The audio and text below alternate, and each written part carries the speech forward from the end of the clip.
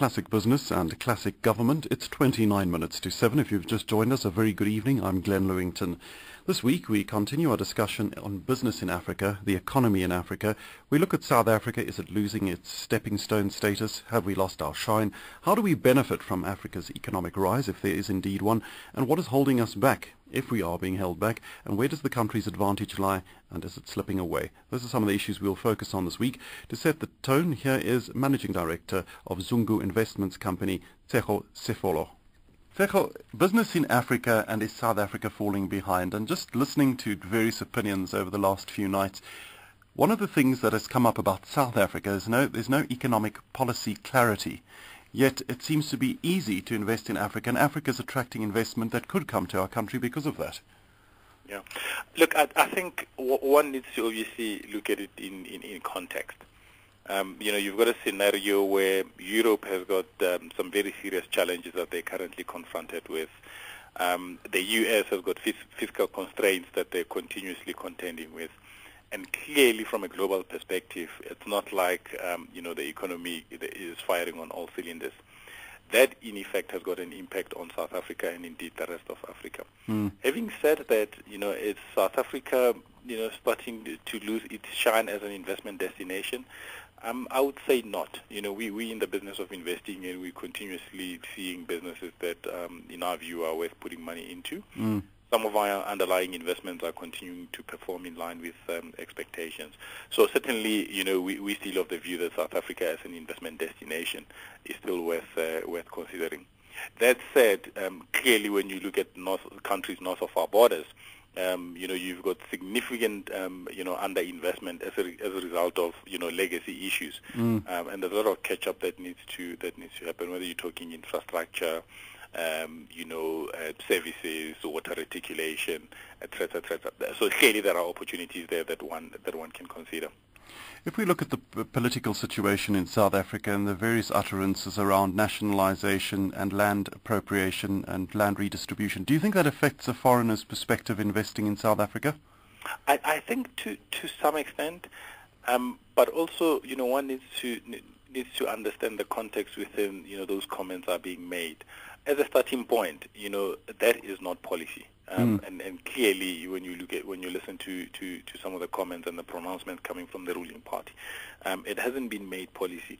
And in fact, one can say that to a large extent, a lot of the discussions are such that to the extent that one considers all these pronouncements, you need to also have, you need to take into cognizance the impact on the international investing community. So unlikely that you're going to have a policy that says let's nationalize everything without necessarily paying attention to the fact that, it's going to have an impact on foreign direct investment.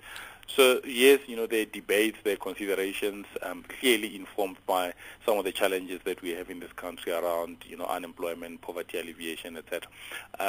But one has to be aware that, in deciding to implement them as policy, you have to also consider what the impact would be on investment. And to date, they haven't been pronounced as policy. That goes back to the question of clarity. Do you think that we'll actually have clarity by at least the Mangaung conference of all economic policy that the ruling party intends to implement?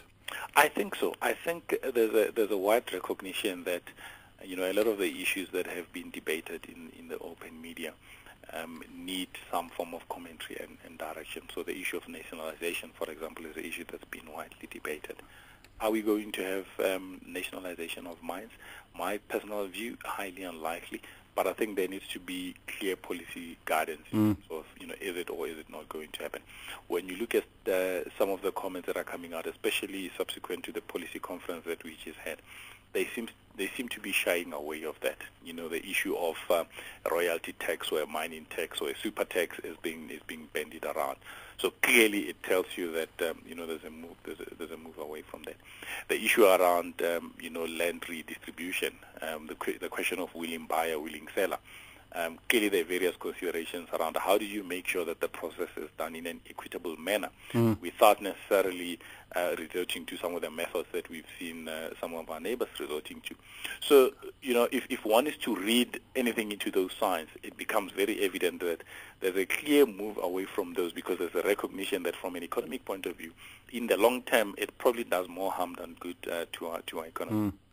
So if we look at the rest of Africa, what is their advantage economically that we can learn from as a country?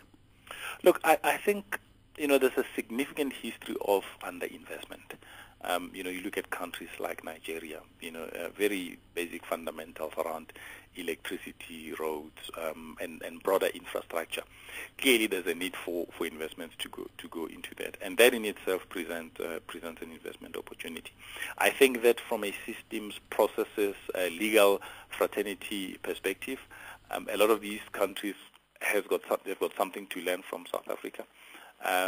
So with that experience, I think it gives us some sort of benefit when we start moving north of our borders.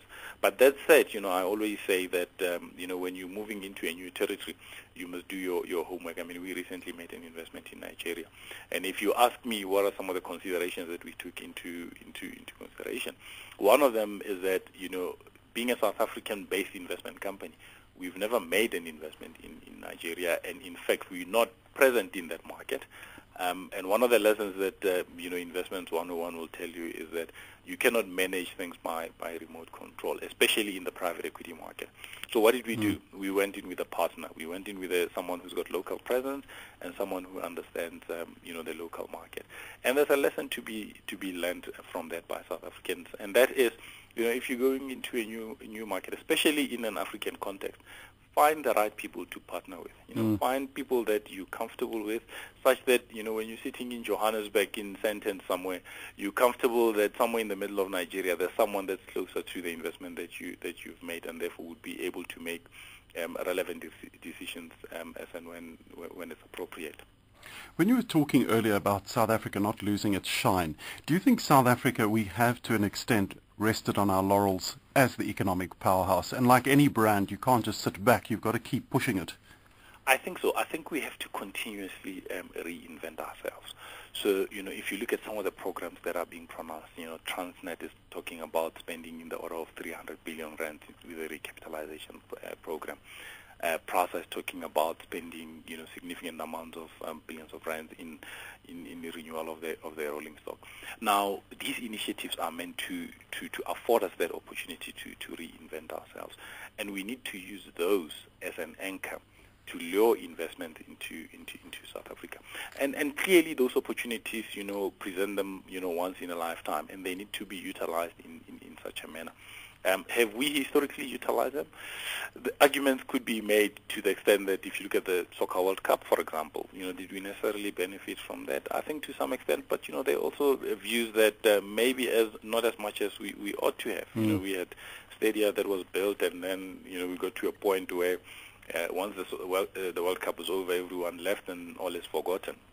I think we need to learn from such things and use these opportunities to obviously address issues around unemployment and skills development, poverty and poverty alleviation, etc. Do you think South Africa as a country is over-relied on the SADC region and not really explored beyond the SADC region, or to its full potential? I think we have. I think there is an element of us, obviously, and it's a question of proximity. I think that there is a level of reliance on SADC. That said, I think in the recent past, a lot of work has been done around us being part of the BRICS. Now, clearly, that tells you that there is a recognition that there is something to be gained out of that, and it in fact tells you that there's a move towards moving away from reliance on SADC. But I mean, that in itself needs to be looked at, in context. I think it is a positive, because we've got very good trading relationship with those partners. But I think we need to continuously increase the number of relationships that we have with trading partners, and being part of the BRICS perhaps comes in as ideal. Tshego Sefolo, Managing Director, Zungu Investments Company. Thank you for speaking to us on Classic Business. Classic Business and Classic Government brought to you by Telkom.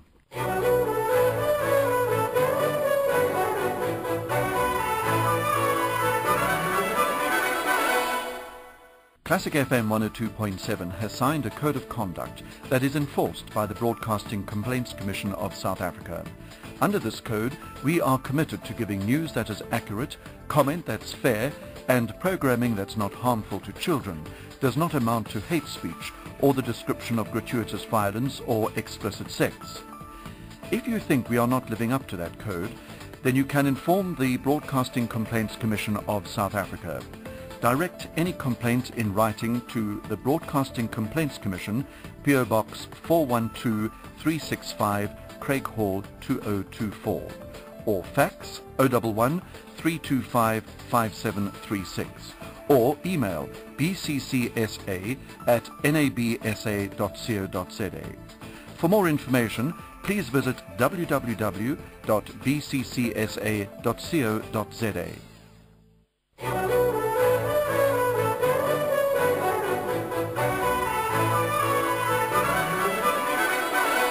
18 minutes to 7. This is Classic Business and Classic Government, brought to you by Telkom. A very good evening to you. I'd like to welcome our studio guests this evening. In the studio with me, the Minister of Trade and Industry, Rob Davies. Minister, thank you for joining us in the studio. It's nice to have you with us. Thank you, Glenn, and good evening to the listeners. Oresti, Patricios, CEO, Ornico, thank you for joining us. Nice to have you in the studio with us. Thank you very much. And Kuseni, Dlamini, former CEO, Old Mutual, South Africa. Thank you very much, So why the Glenn. former? We moved on to other things. Well, let's start with you. What are your feelings on this whole topic of the African economy? Our economy, are we competing? Are we falling behind? I feel that the African economy is actually at a very interesting point in the broader scheme of things globally. It is actually a magnet for the interest and appetite of foreign investors, and I think as South Africa we're well positioned to be a propelling force in terms of unlocking the productive forces of the African economy. What is interesting now, we're seeing a shift from the historical focus on traditional extractive sectors such as mining, and we're starting to see a deliberate effort to diversify away from mining. There's a lot of effort, focus on infrastructure development. The financial services sector is growing in Africa. Every CEO running a financial services company in South Africa with his or her salt has a strategy in Africa. The retail sector, we're starting to see in African capitals stores like Game, Pick and Pay, Shoprite Checkers across Africa, and I think there's still more to be done. And on the services side as well, professional services firms are also doing their part in terms of taking the advantage that Africa has got. Interesting point you make there. We've just begun, because I think the door's just opening at the moment, especially beyond the SADC region for South Africa, because I think that has been our focus. I think historically as well we were isolated to the SADC region. Absolutely. Historically, we found that the SADC region was more of a comfort zone. South African companies tended to operate in the common monetary area, Botswana, Lesotho, Namibia, and Swaziland. When we have seen them moving beyond that to SADC, and we're seeing an interesting trend now. Companies are moving into East Africa, into West Africa, and I say as well, we're starting to see companies venturing into Francophone Africa, whereas traditionally local companies have always been comfortable in doing business in Anglophone Africa. I think the SADC region, and when you talk about the moving beyond that, we've got the COMESAs coming. I mean, there seems to be more integration and closer working between these economic bodies. Do you think there'll be a time when all the economic bodies of the continent are linked and work cooperatively? I think the sooner that happens, the better, because African countries on their own, they're actually very small and to some extent unviable economic entities. And what you need from a business point of view is to have a regional strategy. Look at the East African market as a consolidated whole rather than look at those individual countries. Look at SADC as a broader market. Look at West Africa as a broader market. And we do need to make sure that the barriers that are there are actually lifted quickly and effectively, and I'm very pleased that indications of that there are directions or efforts to make sure that happens. If we look at other regional economic blocks such as the EU, the North American Free Trade Area, the Association of Southeast Asian Nations, there is really more intra-regional trade taking place. Africa stands out compared to other regions as being the least region that trades within its own borders. We tend to have countries trading more with their ex-colonial masters than with each other in Africa. We need to change that so that we can unlock the productive forces of the continent and have sustainable global competitiveness of African economies. Would you say that's true of South Africa, our colonial masters, that we deal more with our former, because we've got several, I think. Yeah, we do indeed. But I think there's been an interesting and a welcome shift with South Africa joining the BRICS grouping. And we're starting now to look at what more can we do with Brazil, what more can we do with China and India. We also are a very active member of the broader emerging market space. We're part of the G20. I think we're looking east, while maintaining the lines with the traditional Western partners who are still very, very important. We're also looking more on the African continent in terms of opportunities, which to me actually the most important thing, if I were to argue in terms of priorities, we need to prioritize Africa and then look at other emerging markets and also then look at the traditional trading partners that we already have relationships with. Just to look at South Africa's economy, and the question a lot of people saying is that our heyday is over, there's other countries that will take over. The fact that South Africa is part of BRICS should actually put paid to that rumour. The fact that we're in BRICS shows you the power that the country still has and its recognition internationally. I think those claims, while were understandable and welcome from a debate point of view, to some extent they're alarmist, I dare say. I think South Africa has got the necessary resilience and sophistication to continue to be a dominant and powerful player in Africa. It's not a question of numbers. If it was a question of numbers, the UK would not have been one of the top 4 economies in the world. It's got 60 million people. It's really a question of global competitiveness. It's a question of being innovative, making sure that we're world class, and we position ourselves with the changes that are taking place in the regional and global economy. Minister of Trade and Industry Rob Davies. Minister, what makes South Africa, and I know I'm asking not just in a ministerial capacity, but just in your general work, what makes us different to the other African countries? What do we have to offer? Well, I think what we have is that we are the most industrialized country on the African continent. And I think that the African continent is at a very important crossroads. I agree with everything that's been said about how our investors are looking at Africa and how Africa's time has come and so on. But I think that if we unpack what has driven Africa's newfound interest in the world, it is that we have been growing on the basis of mineral products which we've been exporting, and there's been a mineral price boom, that there's been a consumption-led boom based on demographic changes. We haven't had a financial crisis and things of that sort. But we're now at the point where I think we need to transform that into a real development effort, and I think industrialization is the name of the game. And I think if you listen to African leaders, you will hear that. Now, where I think we're going and where we want to go as government, and what we're sort of trying to push very strongly, is that if you look at emerging economies that are industrialized, all of them have got big internal markets. They are all actually shifting from export-led growth, which has meant exporting to the advanced, developed, industrialized countries. They are all going to be in low-growth trajectories for the next decade or so. And so they're moving towards their large domestic markets. And the trouble is that colonialism divided us into 54 countries. So as individual countries, we have rather small populations, rather small domestic markets. But the name of the game, and to come back to the point you were making earlier about moving beyond SADC, is that I think that we have found the formula, which is to broaden integration beyond existing regional economic communities by establishing free trade areas which are completely viable and possible because we have free trade areas within each of the regional communities. So the SADC COMESA East African Community Project is now 27 countries. It will be 27 when Southern Sudan participates. $1 trillion combined GDP and 600 to 700 million people. Now that is a sizable block that can sustain the basis for industrial development. But of course what we realize is that very little trade takes place among Africa. Apparently the figure is about 11% on average. We are a little bit more as South Africa. And a lot of the reasons for that are that we're not complementary economies. We don't produce what each other needs. And so we need to diversify our economies, and that requires that we work on that.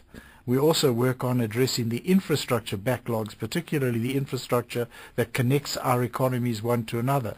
So the integration agenda is we will construct a free trade area, but we're not going to just go for formal trade arrangements. We're going to complement that with real economy cooperation, and I think that's the project we're on. Right now the AU is also discussing following the tripartite project with an all-African FTA, which would in fact establish a free trade area across the continent. Now you're talking 2.2 billion US dollars and a population of about 1.5 billion, which is sort of where China is.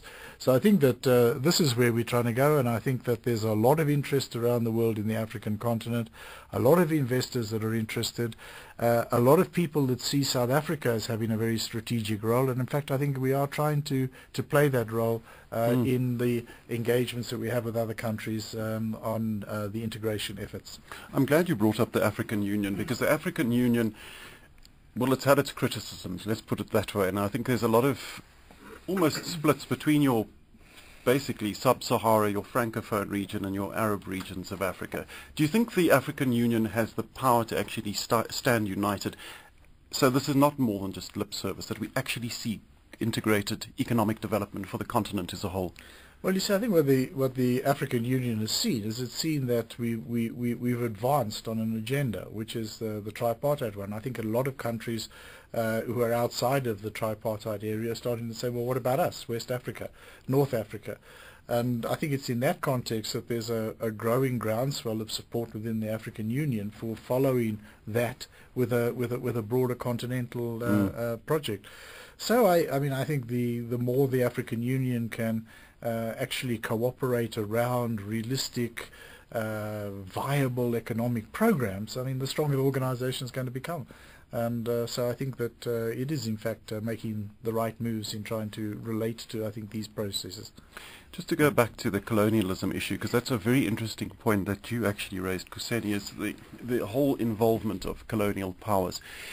And if we just think about it, if you look at Francophone Africa, if you look at your Arab states, they are definitely still linked to their former colonial masters. Do you think that, I wouldn't say they're forced into it, but is that just something they rely on as a way of economic development? Well, and now we have a broader range of players. We have BRICS countries that are all players on the African continent. It's no longer the case that you just simply have to sit down and take what your former colonial masters shove under your nose, because there are now real serious alternatives. And I think that that's a very good thing for Africa, that there are more players, you can bargain one against the other. I think what Africa needs to realize is, because we are all in the same game, but we don't act together in that same game. The more we can find a common voice in negotiating with this myriad of international partners that are becoming increasingly interested in the African continent, the better the deal we can strike on things like mineral beneficiation and stuff like that. Let's just touch on minerals very briefly, your opinion on that, because obviously one of the countries that, and we were talking about it last night on the show, is China, showing a great deal of interest in the minerals of Africa. Good thing for investment, but can it be a bad thing? I think the thing about minerals is that African ministers of industry have said that this is our competitive advantage, that we have minerals. We need to be selling those minerals as more processed products. Now, I think there are two things about it. We must do more of the processing of mineral products that we sell abroad that are used to produce industrial products in other countries, but it's also the basis of a competitive advantage for manufacturing in Africa, that we have access to mineral products. And I think that's the first one. The second one is agriculture and agro-processing. 60% of the uncultivated arable land in the world is on the African continent, and we've got to find ways in which we are not just exporting the cocoa beans, but also manufacturing the chocolate. And I think that's the ambitions that you will hear an increasing number of African countries speaking about. Oresti, Patricios, CEO of Ornico, you've done a lot of business in West Africa, particularly in Nigeria, and if you can just share your what made you invest in Nigeria? Why not in South Africa? Well, we've been in South Africa for the last 28 years. Why not expand your business here? Well, we're in research, and a lot of South African companies or brands were moving into the rest of Africa, and they needed information. data. There's a dearth of data within the African continent, and if specifically when international brands want to come into a country, they need to have a look at the competitive landscape, see what the numbers are, how much advertising is being done, and there was very little of that trustworthy data within the African continent. And we decided to go to Nigeria specifically because it's a big market. I'm part of PAMRA, which is a Pan-African Media Research Organization, and I made quite a few contacts there. And it's all about also associating with partners. And the partners that we associated with, I just trusted, and it was fantastic. We had a great relationship, and that's the reason why I opened up there first. Easy to do business in Nigeria? It's not that easy. So there's a long pause there. Yeah, it's not that easy because there's certain issues that are a problem. I mean, electricity, we think that there's a problem here on electricity. I could be out of electricity for 2 weeks, and you can't run your generators for 2 weeks. So it's really an exciting market, and I think emerging markets are exciting markets. If you really think about it, if you look at Western economies, firstly, Western economies have older people, whereas emerging economies, and specifically Africa, have got younger people. We, in the emerging economies, look at the glass half full, whereas in the European and Western economies, they look at the glass half empty. You can see the crisis that's happening. Youngsters don't think they're ever going to get a job, whereas in emerging economies, it's really exciting. Working in Nigeria is really exciting because of that entrepreneurial spirit about how the people actually work. Again, going back to, I mean, you do business in South Africa, you do business in Nigeria. Would you say South Africa is still an easy country to do business in? It's a very easy country to do business in. Actually, because we've got the structures, it's easy to, but also I am South African, so it's much easier understanding how you negotiate within in the South African market. When you got a price, you got a price. In Nigeria, I thought I could just have a price and that's my price, but it's not. It's negotiated. Everything is negotiated. But also, I mean, if you really think about it, when you watch CNN, Africa, but Africa's a continent. It's not there's 54 countries in Africa. Just like in Europe, Greece is very different to Germany. Spain is very different to Sweden. It's the same in Africa. Angela Merkel would agree with you on the difference, yes. Greece is much more exciting. If I can ask you also, because you're dealing with people in Nigeria and they obviously would deal with South Africa, what is their opinion of South Africa? Yeah, I mean, South Africans sometimes we've got this boisterous kind of attitude, and it's a bit of a problem. We need to really understand the markets, understand the cultures, and not have this I know everything kind of attitude. And I think South Africans sometimes go into the African continent and think they know everything, and yet we don't. Let me tell you something. In a lot of the African countries, they do certain things that we don't do here. I mean, if you think about Kenya and the mobile payment methods that they have in Kenya, we don't have here. You know, so we go into Africa thinking, hey, we know everything. We don't. We need to go and understand the local culture. We need to understand the dialects. We need to understand everything within that environment. I think that's actually a fair point, because let's also look at the history of our country, and that we were not really part of Africa due to the sanctions that we were under for many years, and that we've only really been part of Africa for less than 20 years. So we've got to catch up in terms of associating with the African continent. I think there's this disassociation with a lot of people. And you mentioned Kenya, having travelled there frequently. I picked that up there straight away, that people said that we think we're almost better off because we're down south, and we snobs. Yeah. but I think we understand Africa better than the Europeans or the Americans do. So yes, we know there's 54 different countries, no doubt. And that brings us to 7 o'clock. This is Classic Business and Classic Government, brought to you by Telkom.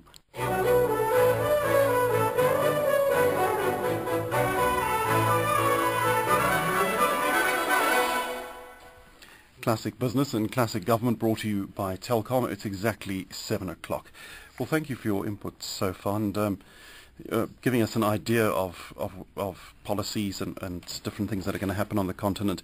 A point an economist raised last night, which is quite interesting, is that a lot of people criticize South African politics, saying it's not, especially at the moment, there's a lot of seesawing, we don't know the exact policies, and Minister, I hope you're going to be able to put me right on that one.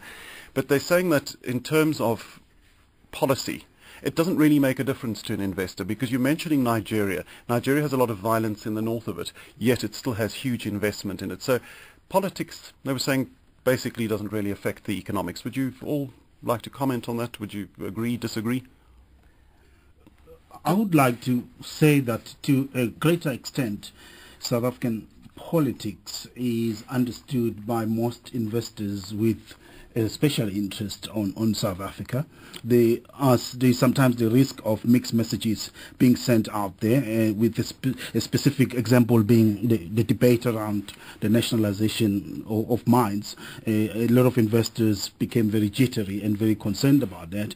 But I'd like to argue that the culture of having a national conversation on such subjects is actually working well for South Africa. If one looks at countries around the world, we're seeing a wave of resources nationalism in particular, and economic nationalism in general. And in some countries you don't have debates. You wake up and there's a tax. We were talking earlier on about the imposition of extra taxes on iron ore and coal in Australia. They didn't have the kind of conversation that has been taking place in this country since 2008, around the time when the nationalization debate started, and it was culminated in discussions at the recent policy conference of the ruling party. So I think there is a lot to be said for the culture of open debate. I think it does provide certainty, and it provides visibility to investors in terms of what key constituencies, key political players and political leaders are thinking about the big issues. I think the key thing as a country, we need to have a unifying message around what will make South Africa globally competitive. How do we want to differentiate South Africa from other emerging markets? How do you make sure that it's a magnet for the attraction and retention of foreign direct investment, for the attraction and retention of the global talent that we need, attraction and retention of tourists coming into this country? I mean, to the extent that there isn't yet an understanding by foreign investors on what South Africa stands for and what the game plan is from a global competitive point of view, I think business and government have got an opportunity there to come up with a Team South Africa strategy that will revolve around key messages being sent out on a consistent and emphatic basis to the international business community. Open debate is just an interesting point, because if we look at the history of this country, and if we look at the fact that it is being debated, shows you how far we've actually come. Yes. So it's just an interesting point you raise. Rather than see the negative of it, it can be used for a positive, especially to foreign investors. Say, well, look, it's under debate. And it is being discussed. But again, your point of clarity.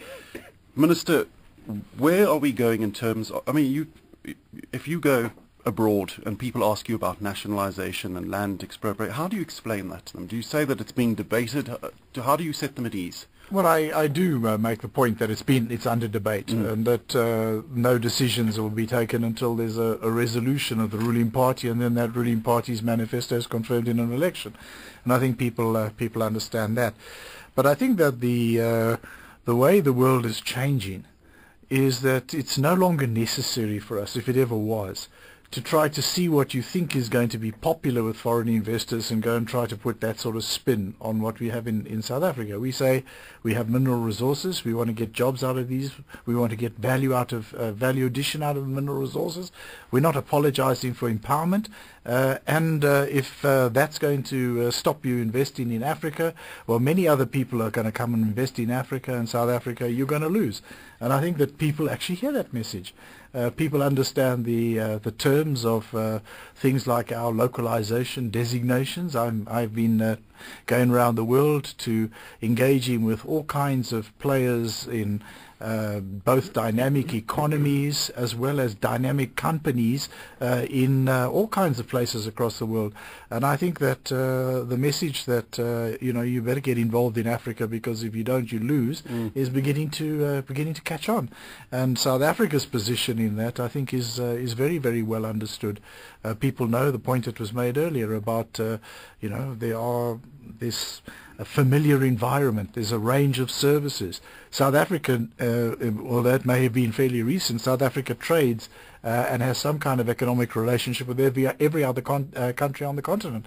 So I think that it's quite well recognized that we are a critical strategic player, and I think that actually there's much more made about our political debates than foreigners are paying attention to. I mean, when I go to another country, I hear their debates. You go to India and you see what's happening. There's a scandal every week when I go there. There's all sorts of issues in Japan about, when I was there recently, about rises in VAT and the collapse of the government. And I don't think too many people that are constructing real fundamentally important economic relations that are going to build productive capacity and so on are going to be knocked off course by all of these things. So foreign investment will continue regardless of the debates? I think that foreign investment, in fact, is increasing on the African continent and is increasing in South Africa. There are all kinds of companies that are coming here, and I opened a factory last year. It was a leading multinational food processing company. They put up what was described to me as the most advanced plant in their company, based in the European Union. The manager is a citizen of the European Union, but he knows that there's no growth going to happen for his company there. They better move to where growth is going to happen. And they come into Africa and South Africa. And I think, of course, the greater clarity we can have about our messages, the greater we can engage with people, show people the reality on the ground, the better it is. But I think that there is a growing mood of positivity about Africa and South Africa right now, and that can only be a benefit to us. One of the deals that has made headlines for some time now is the Walmart Massmart deal, and that investment in South Africa. A lot of it made from this side of the microphone, not really hearing the government side of it. Could you put us at ease as to what actually is going on there, and the message that you hope that sends out to the broader international community? See, I think that when we talk about foreign investments, we also need to look at the specific transactions involved. Yeah. Mergers and acquisitions and stuff like that, and whether mergers and acquisitions are going to have beneficial effects or not very often depends on a whole lot of other things that happen. So in this particular case, we were talking about a merger and acquisition between two foreign-owned entities, because Massmart was largely foreign-owned before. So I think it has nothing, it's no statement at all about our attitude towards foreign investment. It's got nothing to do with that. It's got everything to do with the nature of the transaction and the entry into the South African economy of the largest retail group in the world, a retail player, and then the public interest to try to make sure that the terms of that entry are going to support local productive sector activity and not lead to a big substitution across the retail sector of productive products by South Africans by imports. I think that's essentially what it was about. Where's the process right now? Well, the Competition Appeal Court said that the interested party should appoint experts. Experts must evaluate this process and come up with a set of recommendations. Those experts have done their reports. They didn't agree absolutely. There were two who agreed. Labour and government agreed, and the companies, merging parties, submitted a minority report. There are submissions being made right now, and the Competition Appeal Court will make its judgment on the terms of entry of Walmart into that transaction. That's what's happening. It's a perfectly normal process as far as I'm concerned in a country where public interest concerns are at stake. It's an interesting development with that, but I think just going back to what we were all just saying earlier, is does the politics get in the way of the investment? And I think just listening to you on that, it doesn't. That deal is they're still interested in investing in South Africa. Well, that tells us a lot, doesn't it? Yeah. I mean, whatever they may have felt about our attitude and so on and so forth, they still want to be here. I take it you're still speaking. No, we do. Oresti, just you were giving us some insight into the Nigerian market, and again, when you have problems, does it make you want to pull out of the country? No, not at all. Because you can see that there's huge growth in Nigeria, but also, I mean, you were talking about policies. I think policies do make a difference, but it also depends on how we communicate them. If you look at South African policies, there's a lot of really fantastic policies. How they're portrayed and how they're communicated in the press sometimes is a little dubious. And I think that's what it is. It's really looking at having a fixed, very focused message so that everybody kind of understands it. Sometimes there's mixed messages that go on. And I think, so I suppose, I mean, even in South Africa, there's so many different newspapers, different media out there. And it's like that in Nigeria too, I must say. I mean, the issues in South Africa, we're kind of quite lucky. We've got SABC, that's national, ETV, that's national, and you can spread your news across, whereas in Nigeria, everything is kind of localized. So you have a lot of television stations, but they're all very localized.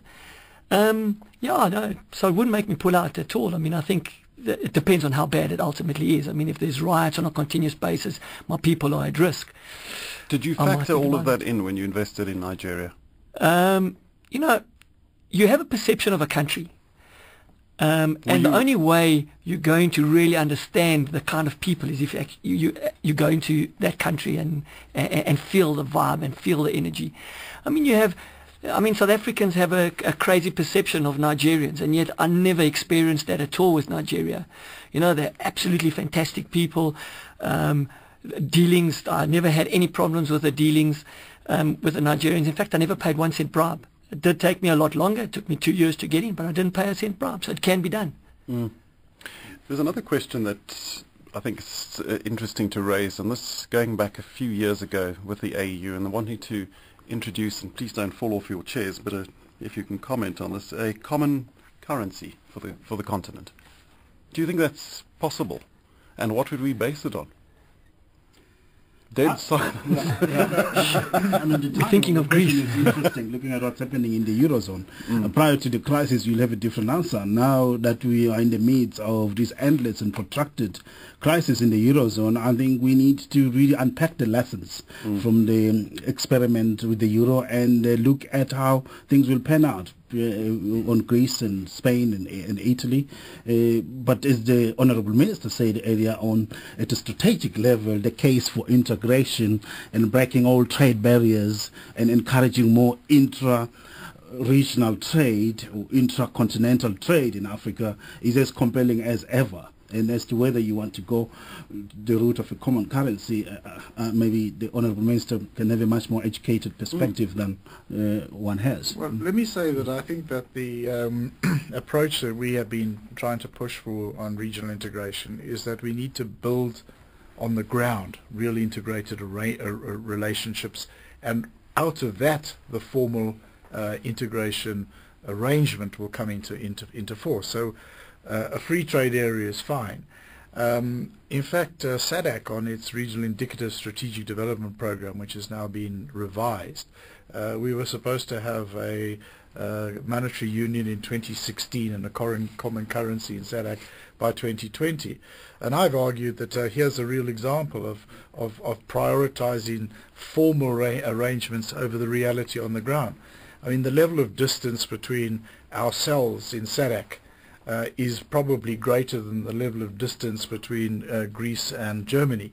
And if the euro survives, it will be because there are economies in Europe that have got many more resources than we have that are able to bail this out. So we've got to get the arrangements right. And I think that monetary union is hugely premature, either in a regional community or across the continent. We need to build the steps that we have identified. We've got to build cooperation around industrial development. We've got to build cooperation around regional infrastructure. That will sustain a free trade area. When we hit a higher level of industrialization, then we can start talking about things like customs unions, but not now. And the rest, I think, will follow in due course. But to say that a formal institutional arrangement simply to copy the EU because they have it and we must put it in place in an unrealistic time frame, I think that is not going to help an integration arrangement. In fact, it can seriously jeopardize and threaten integration, because if the euro were to collapse, I think we would not be talking about simply, oh, tut, they haven't got a euro any longer. It would be a major setback to European integration. And I think that's a lesson we would need to draw. It's 15 minutes past 7. This is Classic Business and Classic Government, brought to you by Telkom.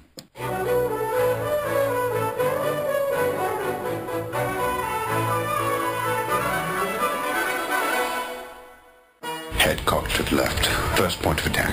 2. Throat. Paralyze vocal cords. Stop screaming. 3. Got to be heavy trigger. Floating rib to liver. Finally, dragging left leg. Fist to patella. Summary prognosis. Conscious in 90 seconds. Martial efficacy. Quarter of an hour at best. Full faculty recovery. Unlikely. Mystery, dramas, suspense, faraway lines, intrigue, forgotten memories, unforgettable characters. These are the sounds of classic silver screen. Join me, Glenn Lewington, Monday to Thursday at 7:30 p.m. and Friday at 7 p.m. for an hour of the sounds of the silver screen. Come along on a journey into the world of cinema music. Classic silver screen.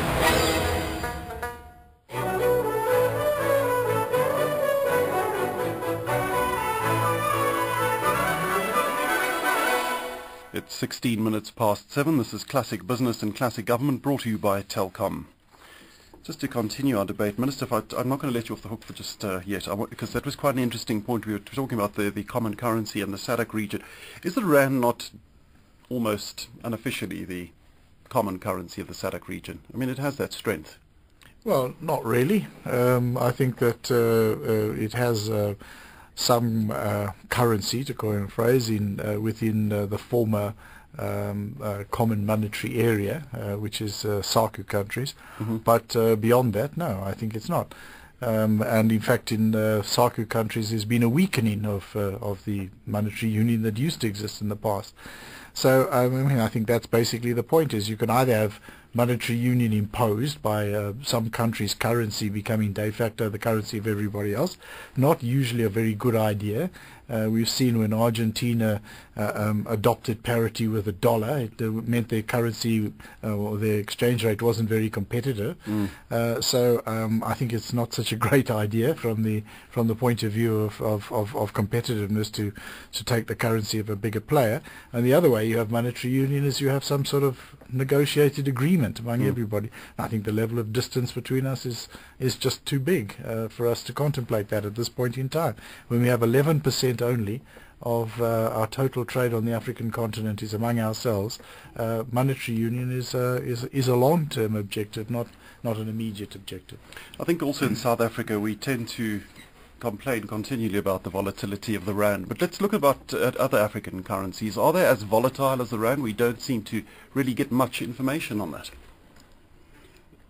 There isn't much visibility on the other African currencies. You do hear about the Botswana pula from time to time, which seems to be largely stable, and we know what happened in Zimbabwe. They went the dollarization route, and you hear about the naira from time to time, but I don't think there is the same level of visibility in terms of what happens to those currencies to the extent that there is on the rand. As far as the rand goes, though, on an African perception, is the rand recognized as one of the major players, currencies, Oresti? No, I don't. I mean, maybe in the SADC region, but in Nigeria you don't deal in rands. You deal in dollars or euros or naira at the end of the day. I mean, if you go in there with rands, it's much easier going in there with dollars and exchanging it to naira. So. But is our currency perceived as a stable currency on the African continent? Well, I think yeah, there's no doubt it is. But also we're talking about the naira. I've been going to Nigeria for the last 5 years. We're in there for the last 3. The naira, the exchange rate between the naira and the rand hasn't really changed that much. It's been more or less 20 for a while. Mm-hmm. You know. Yeah. One other issue. But it's an interesting point that has just been made, that a lot of African countries prefer to do business using the dollar rather than each other's currency. We just need to debate as Africans what exactly do we mean by African unity and how far are we prepared to take it. I take all the points that have been made by the Honourable Minister that actually there are other more important things to focus on than looking at a monetary union. But to the extent that we want to build a regional economic bloc that encourages intra-continental trade, I mean, we need to debate these things quite seriously. No, that's a different story. Yeah. That's what we're talking about in the BRICS, is trade without recourse to third country currencies. Now, that requires that we have agreements about opening credit lines and stuff like that. I think that would be a possibility. That's what we're talking about in the BRICS. So that instead of converting your rand into dollars and then your dollars into yuan, There will be a credit line, and you will immediately you will save yourself the cost of the transaction costs of doing that. That I think that would be a possibility at a certain point in time. We could start to interrogate that. But I think that the point that's been made about the value of the naira to the rand means that every other currency on the African continent is volatile as well. It has to be. And I think what's happening is our currencies are volatile in function of what's happening on the European continent. There's actually not a thing that happens in South Africa that affects the value of the rand these days. Everything that affects the value of the rand is whether or not there's optimism or pessimism about whether Europe's going to solve the Eurozone crisis. I think that's a linkage that we need to reduce, and it would be. I think there are probably a number of steps we can take to do that. Domestically, though, when we have political issues, you don't think that affects the rand? It's more, our sway with the broader economic community, the global economic community. Just look at the daily fluctuations of the rand. I mean, somebody can make any remark or other that is seen as a hugely negative remark by some of our local press, and it has no impact on the value of the rand. But the view of the markets about the latest meeting of European leaders to resolve the euro crisis, that has an absolute, straightforward and palpable impact on the value of the rand. Absolutely. Just, if I may ask Oresti and this question, and also to you, Kuseni, as businessmen, what would you change in South Africa to make it more attractive economically and for investment? The key thing to me is getting our physical infrastructure to the right shape, and I'm very pleased that the President in his State of the Nation speech and the Minister for Finance, the centerpiece of both speeches was infrastructure development. That's on the physical side. Secondly, what I think is also equally important, if not more important, is the social infrastructure, fixing our education system, making sure that our healthcare system works. And I think all the surveys that have been done have shown that our kids, in terms of maths and science, are underperforming their peers, not just elsewhere in the world, but even in poorer African countries. So we really need to elevate the issue of a decent and world-class education system into a burning national strategic priority. And if we can fix that, and I think the rest will follow. We look at economies such as Singapore and Japan, which emerged post the Second World War. It was largely around human capital. And we talk about it. There are a lot of plans around skills development, lots of incentives being put in place. But I think we need a paradigm shift in the business community. Business has stopped investing in skills development, not investing in the same way as was the case a few decades ago. And some of the parastates as well used to have excellent academies which they used to develop apprentices and artisans. That has stopped. The mining industry used to play a key role, and I think those two things to me would be important to sort of try and fix South Africa. And more importantly, again, we need to aspire for higher sustainable growth rates. We are growing at less than 5%. Why shouldn't we aspire to grow at double digits? It's just like other emerging markets, so that we can make inroads into reducing the unemployment and the poverty that we have. Of course, the education system, I mean, that's, I think everyone will agree on that. It needs attention, and it is slowly being given that attention. But it's the time frame that it takes to actually fix that will impact this country, not now, but we'll see it in 20 to 30 years' time. Absolutely. So the sooner we start, the better. Because the more we delay that, the more it means that in 20 to 30 years' time, you are in the research speed. We may still be underperforming our peers. Look, I think I agree. Education, and I think the whole. I mean, I know it was a focus on government, but I think this whole issue that happened in Limpopo has focused everybody's attention. And I think out of crises, there's always a lot of positives that come out of it. So I think education is a critical issue, and I think everybody's realised that. But I also think entrepreneurship. We really should foster entrepreneurship in South Africa. Help entrepreneurs grow. It will solve a lot of the economic issues, the social issues. It should be very, very easy for a young kid to actually get out of university and start his own business. It's not as easy as that. Would you agree, though, in South Africa, though, now we've had this debate over a few weeks on the show, that yes, the government is supposed to do all these things, but government actually can't do all this, and it has to have the cooperation of not only civil society, the corporate world. Minister? Absolutely. I mean, I think that we've looked at the small business program, and we've felt that we are making too little progress across too big a front.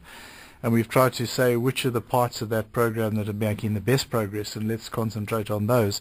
And we've picked out of them incubation programs. And there's only about 30 recognized incubation programs in South Africa.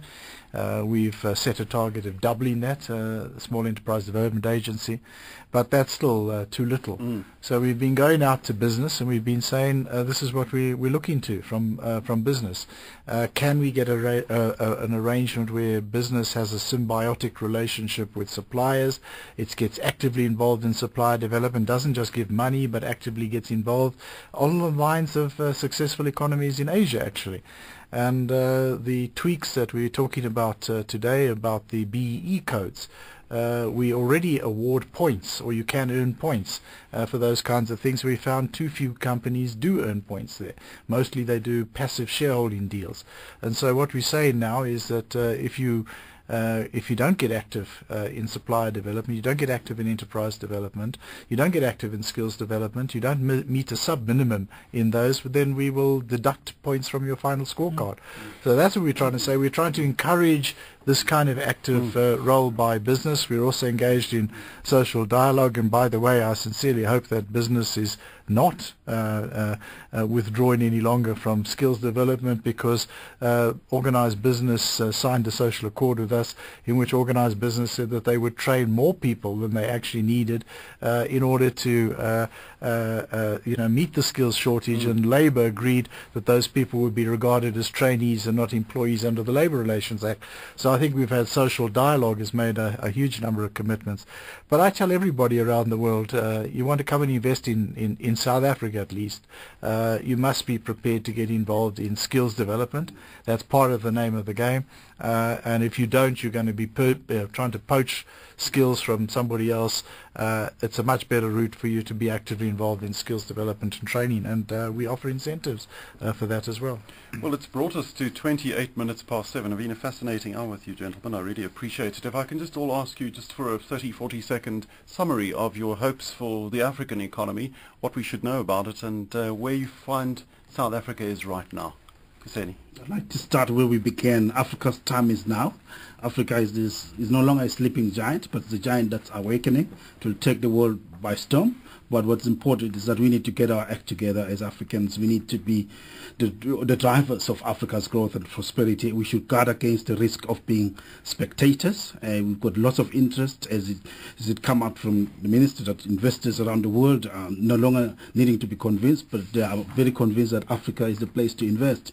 But Africans have got to be in the forefront. There's the call for everyone to be active in manufacturing, in the industrialization process. We've got the industrial policy action plan that has been championed by the minister and the government. I think that presents lots of opportunities for businesses.